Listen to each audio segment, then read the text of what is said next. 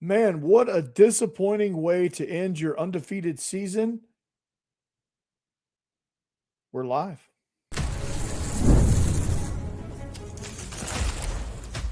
You are Locked On Vandy, your daily podcast on the Vanderbilt Commodores, part of the Locked On Podcast Network, your team every day.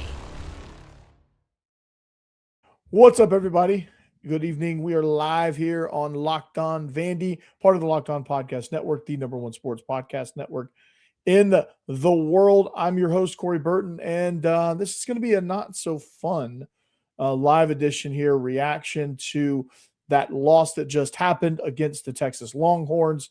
Again, we are live, and the season didn't end, but it just ended the undefeated part of their season. They go down very disappointingly. 80-64 is your final, and just an overall lackluster performance. I mean, there's a lot of things that plagued this game for Vanderbilt, but the biggest thing that stood out to me is this team looked exhausted. They played like they were exhausted, and they played like they didn't have much in the tank.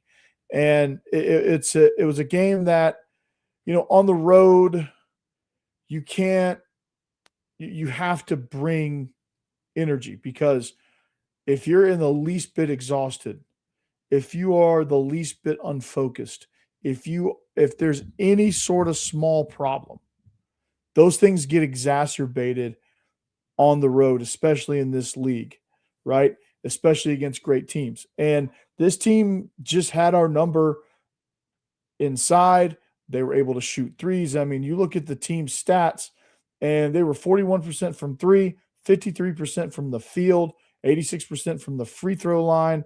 Vanderbilt actually won the turnover battle, but it just seemed like nothing went right for Vanderbilt. I mean, Texas was on the line. They were 19 of 22 from the line, just looking at the team stats, and just rebounding, destroyed on the boards tonight, 42-24. Most of the big guys were in foul trouble.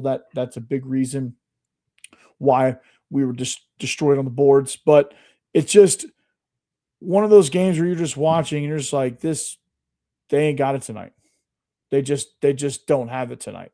And it doesn't mean that they're terrible. It doesn't mean that they're overrated. It doesn't mean that anything I said previously is untrue.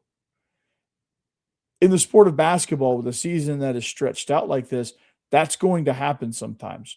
Sometimes you're just going to walk into an arena and you just don't have it. And by the way, this episode is presented by Game Time.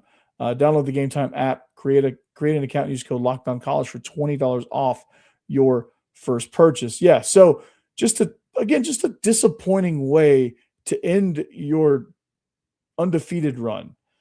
And it's just so lackluster. Like you envision losing this streak, you envision taking your first loss in some back and forth, deep into the second half.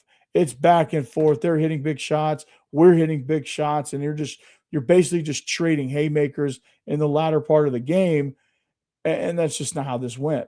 Texas just gained control of this game. And it just kind of seemed like they had control for most of it. I mean, they led for, there was a stat here in largest lead. They led by 20 at one point. They led 88% of the game. They just had every bit of numbers. I mean, they could rebound, they could shoot. Volkatitis scored 22 points for Texas. Didn't have much of an answer for him. Okiriki was not much of a factor. He had 0 points. Duke Miles had 21. They were able, Tyler Tanner still had a decent night scoring wise. He had 17 points, but he really didn't make much of an impact. I mean, they just went cold shooting. McLaughlin had 9 points. Nickel had 10. Not hardly any production off the bench.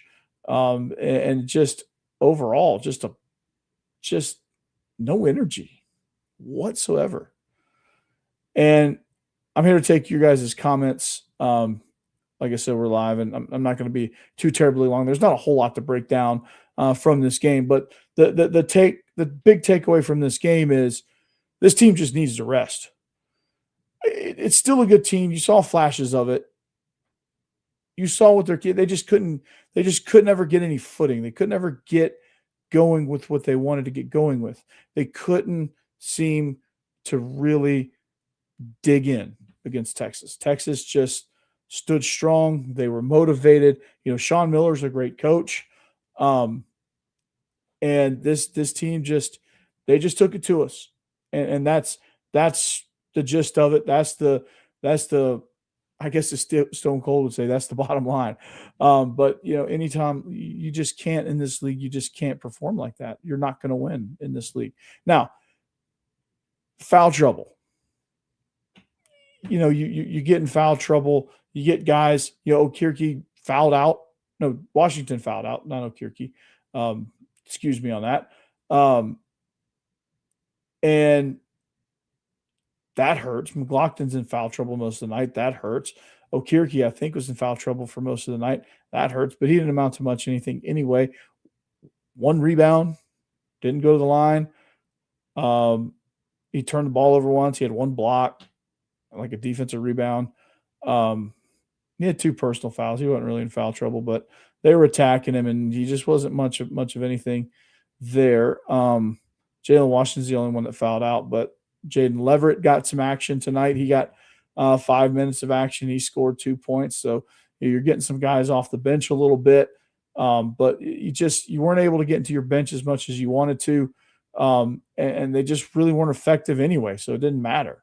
The starters, they played most of the way. They got exhausted. Like I think this shows you that like Vanderbilt moving forward. I think when they get in tough games like this, like you've got to have some guys that are able to come off the bench. You didn't have that tonight. You've had that in other games. You've had guys come off the bench and contribute a great deal of points or a great deal of impact on the defensive side or a lot of rebounds or something, right?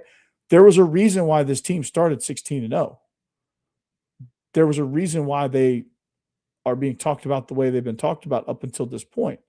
Right? There's those reasons, but those reasons did not happen tonight. The rebounding was, it was very lopsided. And that, Vanderbilt has been way better at rebounding all season long. They've been able to get to the rim. They couldn't get to the rim tonight. They've been able to create open looks, and everything just seemed like they were working way harder than they should have been. Things were clunky. The passes were it just didn't work. It just did, like nothing they did worked. They couldn't do their normal things. Like Tyler Tanner usually can cut to the rim and dish it out if he has to, or get up there and get a shot up, or go to the line, or be able to dump it into one of the big guys and let them go to work. And every time I turned around and looked, McLaughlin was throwing up bricks. He was down there by the basket. He just couldn't get it. He just couldn't get the ball through the hoop. And it's just, I don't know, you get these kind of games every once in a while. So I don't think it's really time to hit the panic button. And the impact of this game, I guess we'll see. They got Florida next this weekend. They're at Florida. So we'll see kind of the overall impact of this game. Does this game beat them twice? What do I mean by that? Does this game affect their next game against Florida? What do we gain from this? It's at home, by the way. What do we gain from this? What can we look at and take away from this game? I'll talk about that next.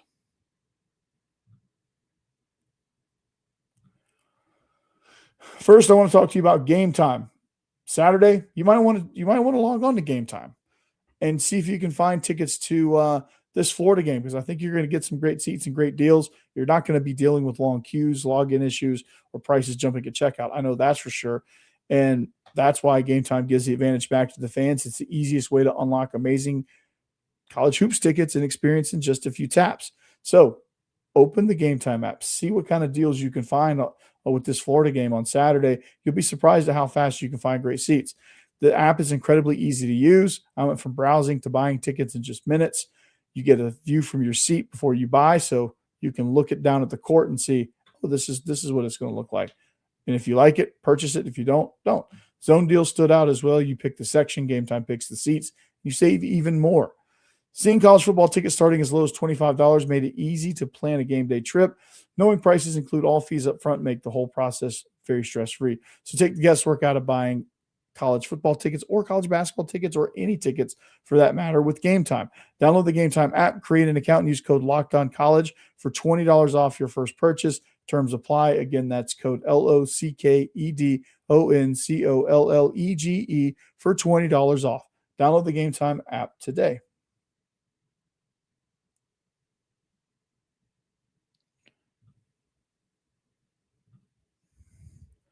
All right, welcome back. We are live here, Locked On Vandy, coming at you. Huge, disappointing loss, 80-64. It's just so deflating to lose like that. It really is. Just a lackluster performance. Like you want to lose in an epic battle in the second half. Didn't happen tonight. But something that's not disappointing is the Everydayer Club. $50 a year, $5 a month. You get access to ad-free audio. You get access to a members-only Discord channel where you can go and chat with other fans of other teams, or if enough of you Vandy fans get together, you can have your own channel. I've got it already set up for you. You just got to show up, right? And we can chat. But you get a lot more with that as well. But make sure it'll be in the show description. It'll be in the show notes here very soon. So make sure you join that LockedOnPodcast.com/everydayer or LockedOnVandy.supercast.com. So make sure you join. Getting to your comments. I quickly corrected myself. I thought it was on the road for some reason. I think I just looked at the wrong spot on the schedule. I think I just saw an @ and put an @ somewhere where it shouldn't go. If you can tell by my voice, I'm not firing on all cylinders because this, whatever I got going on, inside my sinus is affecting my sleep a little bit. So, yes, they are at home against Florida. Thank you for that. So, yeah, make sure you do that. But, speaking of which, what can we take away from this game? Okay. Because you got to, the game is what it was. Just lackluster, exhausted, just couldn't shoot, couldn't rebound, couldn't do much of anything against Texas, especially down the stretch. It just looked like we just ran out of gas and just took a nosedive, right? So what does that mean against Florida? Well, the good news is it's a home game.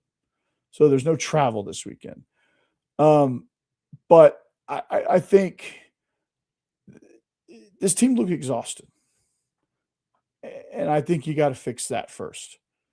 Because if this team is feeling good, which that's all relative, feeling good is a relative term because you're never going to be 100% because once the season starts, you're not 100% ever until the season's over. But you can be as fresh as you can be. You need to be able to play to your identity. You need to be able to put the pedal down and go. They just didn't do that tonight. But against Florida, you're going to have to do that. Florida's a quality opponent. And Florida can run it up on you if you let them. And for Vanderbilt, the biggest key for that is just getting their mojo back a little bit, just getting their swagger back a little bit, right? The home crowd will juice them up a little bit, but they've got to actually give the fans something to be juiced up about, or that's going to go away pretty quickly. You've got to be able to shoot better than 37%. You've been shooting better than that all year long. You've got to nail your shots. You've got to get Tyler Nickel going from behind the arc again. You've got to find smart shots. You've got to get in a rhythm. You've got to stay out of foul trouble. That's gonna be something that plagues this team down the stretch. That is a red flag I'm starting to notice. And maybe some of the things turn. I don't know. There's a lot of basketball left. So, and there's still a lot on the table. If you don't do this too many times, you could put yourself in great positioning for the postseason. And everything is just working towards getting to postseason form anyway, with these games. So yeah, these games mean something, but they're not devastating like in football. Like football, you lose like that and it can just get bad. Like the last time when these two teams faced off in Austin during football season, that game, it was too little too late, and that ended up knocking Vanderbilt out of the playoffs. Vanderbilt could have been a college football playoff team with the win against Texas. And they had it right there in their grasp too. Like they could have, but Texas started strong and they just kind of held on. And that was the difference. And Texas started strong. And well, there wasn't much to hold on to because Vanderbilt just did not put up much of a fight tonight. So, but they were exhausted. Hopefully they come home, get some rest, find a way to get in a rhythm against Florida. And that's going to be the biggest key to this game. Just getting in a rhythm, just finding a way to just get back on track. Get back on track. Now that the pressure of staying undefeated is gone, the pressure of being the best, being the best team in program history and getting off to the best start in program history, that's gone. That's off the table now. And that might be freeing. Like stuff like that is kind of freeing where you're just like, okay, well, all right, that, we can just relax now. We don't have to worry about the pressure of all of that. We can just go out and play because this league is a pressure cooker enough. It just seems like there's just game after game after game where you're just constantly being tested. And that's what happened tonight. They were tested and tested and tested, and they just couldn't hold up. And so games like this really kind of show you where you're at. It's a great test to show you kind of where you are in the grand scheme of things. And the bench, well, we're starting to discover the bench isn't quite as strong as we thought it would be. And I don't know if that is because they didn't play seemingly they didn't play anybody in non-conference, or if the starters have just played too many minutes, or there's probably a myriad of reasons, and you guys can give me your opinions on that. But it's just they've got to develop a consistent scorer off the bench. They've got to develop some consistent production off the bench, because that's going to be vital down the stretch of the season. As the season wears on, you get into what's called the dog days of January. You get to like January 85th, and you're slogging away in Missouri trying to get a win, and the crowd is on you. You're just getting crushed down in the paint, and it just seems like the arena's collapsing on you, and really, if you're prepared and you have some guys that can handle that pressure, and you have some guys that can come off the bench and actually score and stop some of that momentum, you can actually win on the road, and you can win in the postseason. So they've got to develop that. I think they will, but it's just a matter of, maybe executing that. So, but to wrap this up, lackluster performance, exhausted. That's probably the best adjective I could use to describe this game and describe this team in this game. Just exhausted. And it showed big time.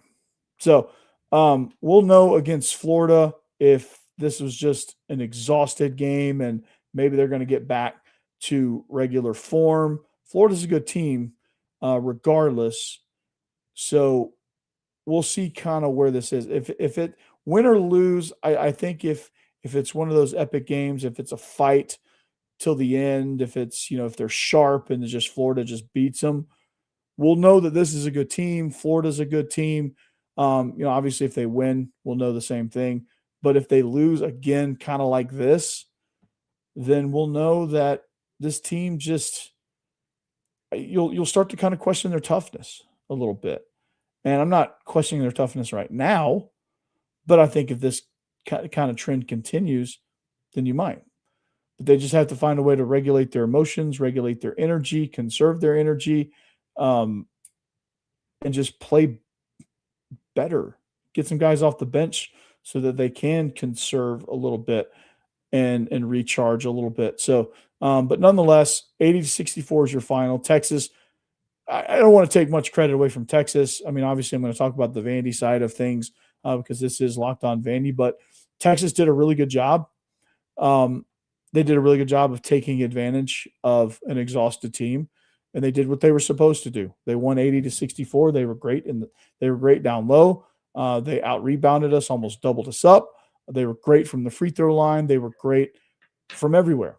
They just couldn't miss. They were hot. They were a hot team tonight, and they did good. They're well coached. They're a good team. And I have no chance of pronouncing this dude's name, but the dude that scored 21 points for them, 22, Volkatatis. Somebody help me out with that. I just got the names, dude. I can't do the names. Yeah, this is the best comment right here. I'm gonna end with this one. The guys will bounce back. I think they will Saturday. They have to, because it's Florida. It's Florida, but this team is super talented. This team is still really good. They still got everything in front of them that they want for postseason and for hardware and all that stuff. They've got everything out in front of them still. Nothing is lost.